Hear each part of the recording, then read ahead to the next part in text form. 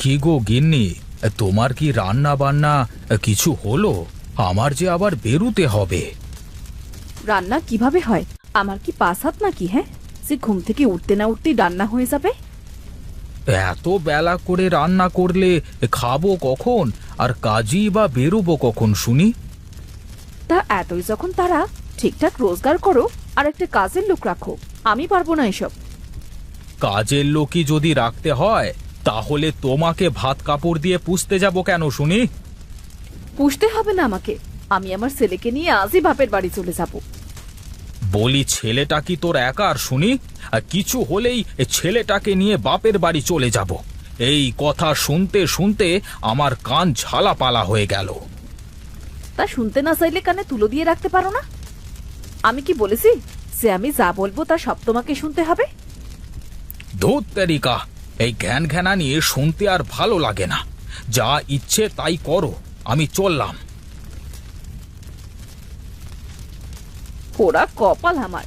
বাপের বাড়িও কষ্ট করে বড় হলাম, এই বাড়ি এসেও সেই একই কষ্ট করতে হচ্ছে আমার।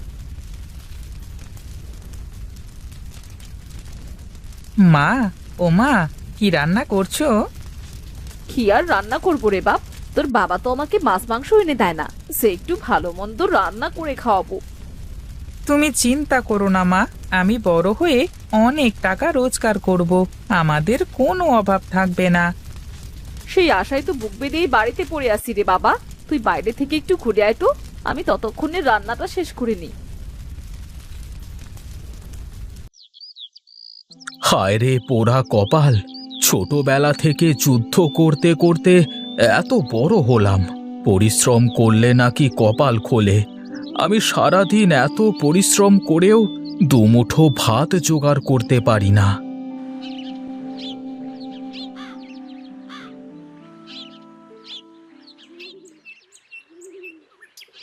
কি রে রামু, আজকে এত তাড়াতাড়ি চলে এলি যে? কি আর করব দাদা, কাজ না করলে যে পেটে দানা পানি যাবে না। বেশ বেশ, নে নে কাজ শুরু কর। ওখানে দেখ, কতকগুলো কাঠ জমা হয়ে গেছে। আজকের মধ্যেই সব কাঠ ফাড়তে হবে কিন্তু। ও তুমি চিন্তা করো না দাদা, আমি এক্ষুনি কাজ শুরু করছি।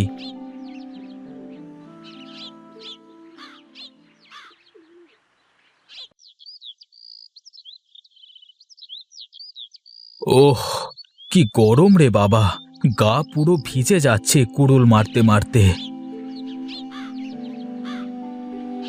কি হরি, হঠাৎ আমার এখানে? তা কি মনে করে শুনি? আগে দাদা, সামনে আমার মায়ের শ্রাদ্ধ, রান্নার কাজে অনেক খড়ি লাগবে, তাই ভাবলাম আগে থেকেই তোমাকে বলে যাই। বেশ বেশ, তা কবে লাগবে আর কি পরিমাণ লাগবে তা বলে যা। আর পারলে কিছু পয়সা করিও দিয়ে যা, সময় মতো তোর বাড়িতে খড়ি পৌঁছে যাবে, বুঝলি? সামনের রোববার শ্রাদ্ধ, তার মানে শনিবারের মধ্যে দিলেই হবে। ঠিক আছে ঠিক আছে, কোনো চিন্তা করিস নে, তুই যা। আমি সময় মতো সব খড়ি তোর বাড়িতে পৌঁছে দেব, বুঝলি? এই নাও দাদা, তোমাকে 200 টাকা দিয়ে গেলাম। আমি চললাম দাদা, মনে করে পাঠিয়ে দিও কিন্তু। ঠিক আছে ঠিক আছে।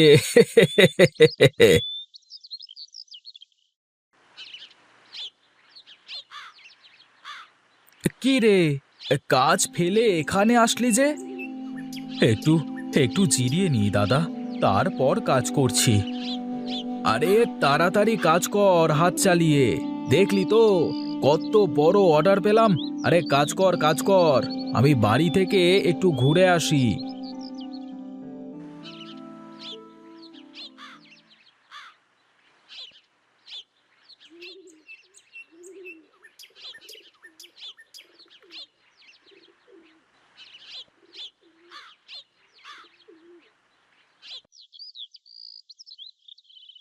বাবা, ও বাবা।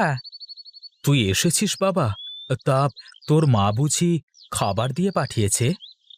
হ্যাঁ বাবা, মা বলল তুমি নাকি সকালে না খেয়েই চলে এসেছো, তাই তো তোমার জন্য খাবার দিয়ে আমাকে পাঠালো। দে বাবা দে, খুব খিদে লেগেছে, আগে খেয়ে নিই দুটো।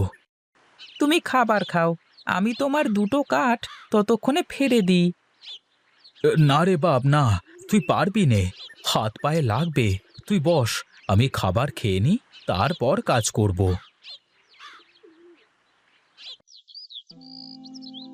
তুই খাবার খেয়েছিস বাবা? আমি খেয়েই তোমার জন্য নিয়ে আসলাম, তুমি খাও। এই নে বাবা, এইগুলো নিয়ে তুই এখন যা, আমি কাজ করি।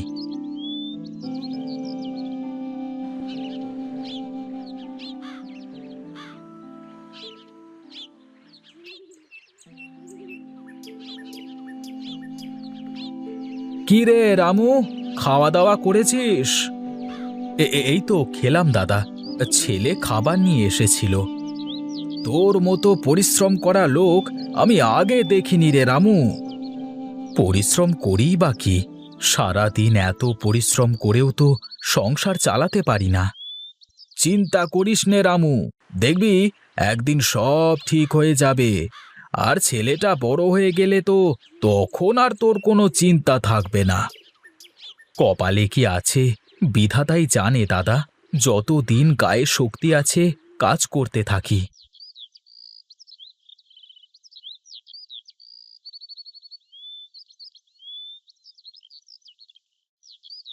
কি রে রামু, তোর কাজ কি শেষ? বেশ কাজ করেছি দাদা, শরীরে আর কোলাচ্ছে না। আমার মজুরিটা দিলে বাড়ির দিকে যেতাম, সন্ধে হতে চলল তো। এই নে, এই নে তোর মজুরি। আজ এত কাঠ ফেরে দিলাম, তাও মাত্র 50 টাকা। আজ তো একটু বেশি টাকা দিতে পারতে দাদা। ওরে, আমি কি আর 7 করে টাকা কম দিই? এই সব কাঠ কিনে তোদের মজুরি দিয়ে বেচে তারপর তো লাভ করি নাকি? কিন্তু দেখ, ব্যবসার যা পরিবেশ। ঠিক আছে দাদা, এখন আমি চলি তাহলে।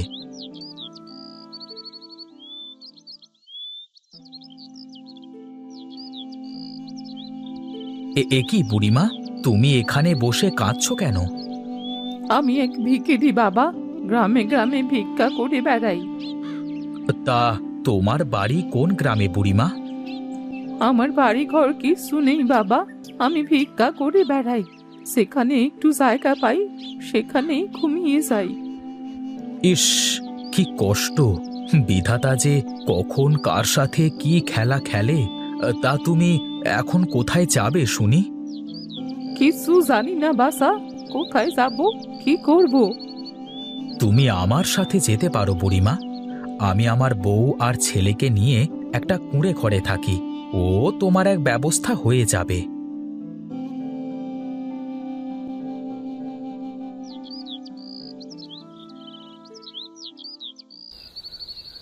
এমনিতেই আমাদের সংসারে নুন আনতে পান্তা ফুরায়। যে কটা টাকা রোজগার করো তাতে তো আমাদেরই সংসার চলে না, তার উপর আবার এক আপদ নিয়ে আসলে বাড়িতে। আহ গিন্নি, আপদ বলছো কেন? বুড়িমা অসহায় মানুষ, থাকবার জায়গা নেই, তাই তো নিয়ে আসলাম। হ্যাঁ, তুমি তো সব গরিব অসহায়দের দেখার জন্য রাজ ভান্ডার নিয়ে বসে থাকো। আসতে বলো গিন্নি, আসতে বলো, বুড়িমা শুনতে পাবে। শুনুক না শুনুক, শোনার জন্যই তো বলছি, যাতে করে সকালেই বিদেয় হয়ে যায়। চুপ করো তো, মদন ঘুমাচ্ছে, জেগে যাবে। চলো আমরাও ঘুমিয়ে পড়ি।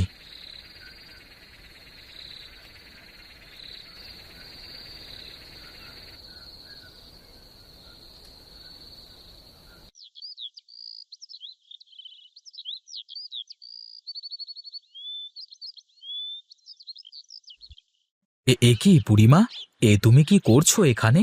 আর এ কিসের গাছ? এটা হলো বড়ই গাছ বাসা, এই গাছে 12 মাস বড়ই ধরে, তাই তো তোর উঠানে লাগিয়ে দিয়ে গেলাম। এ কি কথা, বলা নেই কওয়া নেই, উঠোনে গাছ লাগিয়ে দিল? চিন্তা করিস নে বউ, এই গাছ তোদের দুঃখ ঘুচাবে। তাই নাকি বুড়িমা? কিভাবে হবে এসব? সময় হলে সব দেখতে পারবি রে বউ। এখন আমি চলি তাহলে। তুমি কোথায় যাবে বুড়িমা? তুমি আমাদের সাথেই থাকো না? আমি আর তোদের ঘাড়ের ওপর বোঝা হয়ে থাকতে চাই নে বাপু, আমার কোথাও না কোথাও জায়গা ঠিক হয়ে যাবে। তুই খুব ভালো মানুষ বাসা, মঙ্গল হোক তোর।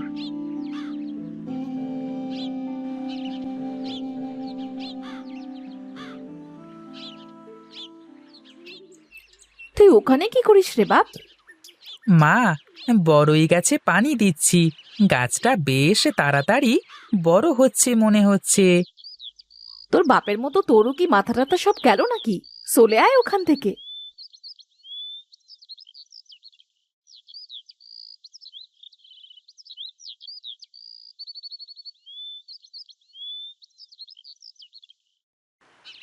কই গো গিন্নি, কোথায় তুমি?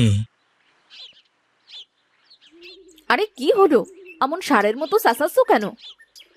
আহা, অমন করে কথা বলো কেন সব সময়? এদিকে এসো একবার। একটু ভালো করে দেখো, মনে হচ্ছে গাছে ফুল ধরেছে। তাই তো, এইটুকু বড়ই গাছে ফুল ধরলো কি করে? তুমি তো কিছুই বিশ্বাস করতে চাও না। দেখো, হয়তো এবারে আমাদের কপাল খুলতেও পারে। আচ্ছা, আগে দেখি না কি হয়, তারপর বোঝা যাবে। চলো ঘরে চলো, খেতে দিই।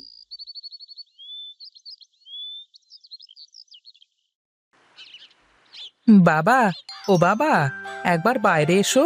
দেখো ঠাকুমার বড়ই গাছে কেমন বড়ই ধরেছে।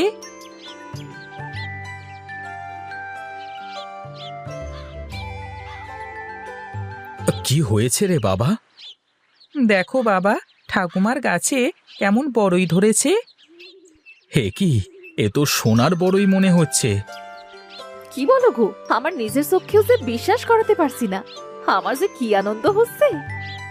হ্যাঁ গো গিন্নি, দেখছো না কেমন চকচক করছে রোদ পড়ে? নিশ্চয়ই সোনার হবে। তুমি খালি খালি বুড়িমাকে ভুল বুঝে তাড়িয়ে দিলে। আমার ভুল হয়ে গেছে। নাও নাও, তাড়াতাড়ি বড়ইটা ছিঁড়ে ঘরে চলো। কেউ যেন এই বড়ই গাছের কথা জানতে না পারে। হ্যাঁ, আমি কালকেই বেড়া দিয়ে গাছের চারপাশটা ঘিরে দেব। এখন আমাদের তো আর কোনো অভাব থাকবে না। আমরা যে বড়লোক হয়ে গেলাম। কি যে বলো না, তুমি তো সত্যি পাগল হয়ে যাবে। হ্যাঁ, এই সোনার বড়ই বিক্রি করে তো অনেক টাকা হবে বাবা। হ্যাঁ রে বাবা, এই বড়ই বিক্রি করে অনেক টাকা হবে, কিন্তু সব টাকা আমরা খাবো না। কি বলো? তাহলে করবে কি শুনি? আমাদের বেঁচে থাকতে যা লাগে তাই খরচ করে বাকি সব টাকা গরিব দুঃখীদের মধ্যে বিলিয়ে দেব। ঠিক বলেছ বাবা, তাহলে অনেক অসহায় মানুষ পেট পুড়ে খেতে পারবে। হ্যাঁ রে বাবা, আমরা তো গরিব, আমরা বুঝি গরিবের জীবনে কত কষ্ট। তোমার এই সততা দেখে আমার সব লোভ দূর হয়ে গেছে।